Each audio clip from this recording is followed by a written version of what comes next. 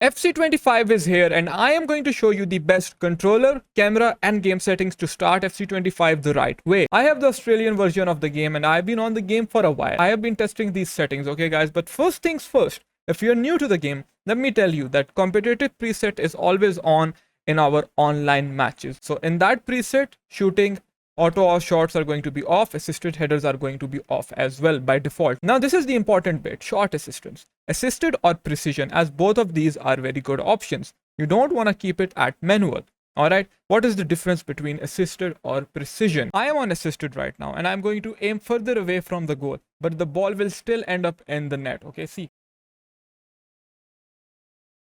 So you see how down when I went, but still I ended up scoring. Now in precision shooting, I am rewarded by my accuracy. The ball will travel at faster speeds. However, I have to be more accurate with my aiming because now the aiming is partially assisted as opposed to assisted where it is fully assisted. Okay, see, I have to aim it precisely. Otherwise, it will go out of the net.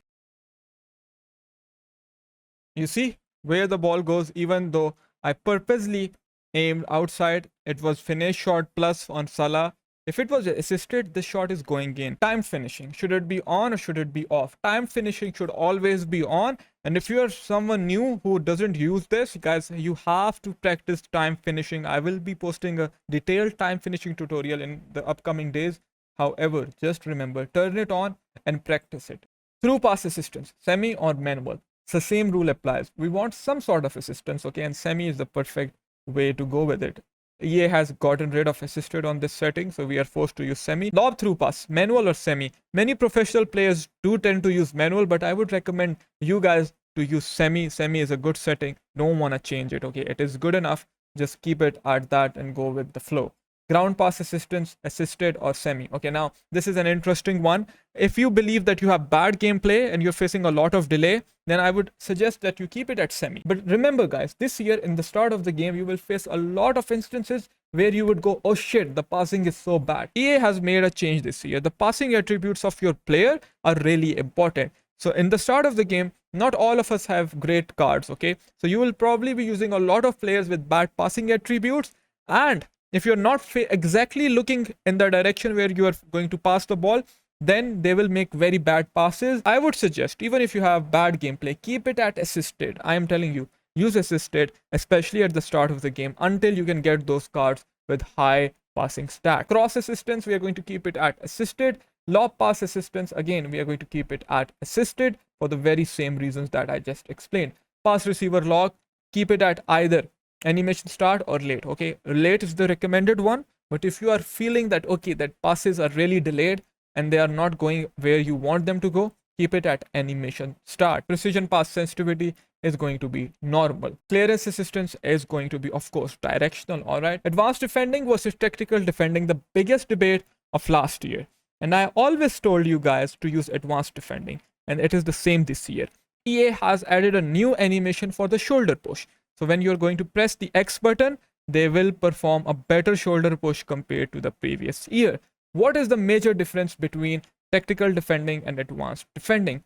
When you're using advanced defending, you have the freedom to choose your tackle type. If you're going to press circle, they are going to attempt a stand tackle. And if you're going to press the X button or A button on your controller, they are going to perform a shoulder barge or a shoulder push. So a shoulder tackle. So when you're running side to side, can just push your opponents off the ball with a shoulder tackle, and that is absolutely wonderful.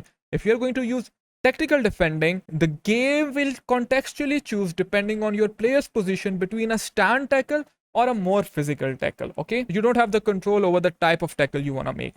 This is why advanced defending is so good, because there are many situations where you have to push the opponent off the ball. If you have been enjoying this video so far, please hit that like button and consider subscribing for some of the best FC tutorials on YouTube. Pass block assistance is going to be, of course, on. We want all the assistance we could get from the AI. Auto switching move assistance, none or low. I recommend none for most players, but personally, I use low. Right stick switching is, of course, going to be classic. Again, this is a tricky one. Player relative or ball relative? There are some YouTubers who would tell you to use ball relative, but I can tell you for a fact there is no top player who uses ball relative.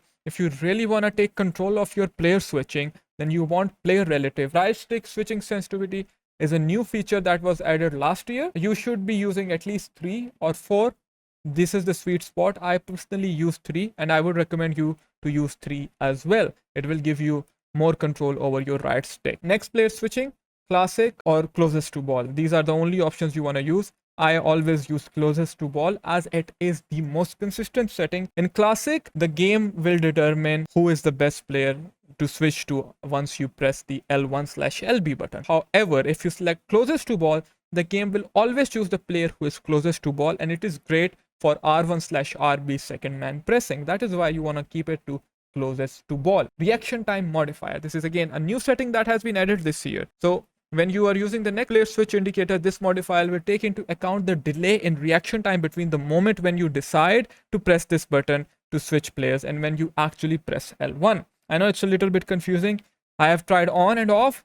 On did feel better at times, but I would recommend using it at off, and off is exactly similar to what we are used to of using. Closest to ball is perfect on L1 switching. We do not need to fix something that ain't broke. If it changes in the future, I will address you with an updated video. Player lock is another game-changing feature that you want to keep at on. You want to use the player lock and you want to abuse the player lock. If you don't know how to master it, please practice the player lock. It is really game-changing and it will give you the attacking edge over many FC25 players. Contextual dribbling is off by default when we are using competitive master switch. Goalkeeper settings do not apply to online matches. Analog sprint is going to be off. Trigger effect is going to be off. User vibration feedback is going to be off. These are not healthy features for the game. What is the best camera setting? There are two kinds of cameras that most players use: co-op or telebroadcast. Now it depends on you as well. If you're someone who is really tunnel vision and you believe that you cannot see the entire pitch, then I would always suggest using co-op. However, if you are someone who is really focused on that 1v1 dribbling, talking about dribbling, left stick dribbling is really good this year. If you want that close control and that precision, use telebroadcast. I personally always use telebroadcast, alright. Custom 14:2. These are the best camera settings in my opinion. Go try them out. You won't be disappointed. Hold on. There are still a few more settings that you wanna use for better gameplay. Play styles plus overhead indicators is going to be off. That little icon appears over your head. There is a little stutter in the game. There's a little bit of delay.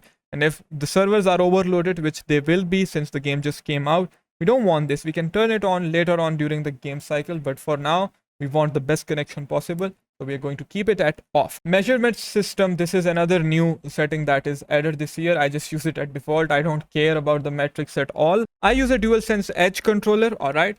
And another thing that I really do, and I recommend you guys to do as well, is to always play on a wired connection. It makes a massive difference, okay? This setting really doesn't matter since both modes are going to only target 60 frames per second, which is a shame since we are in 2025 and we are only locked to 60 frames per second.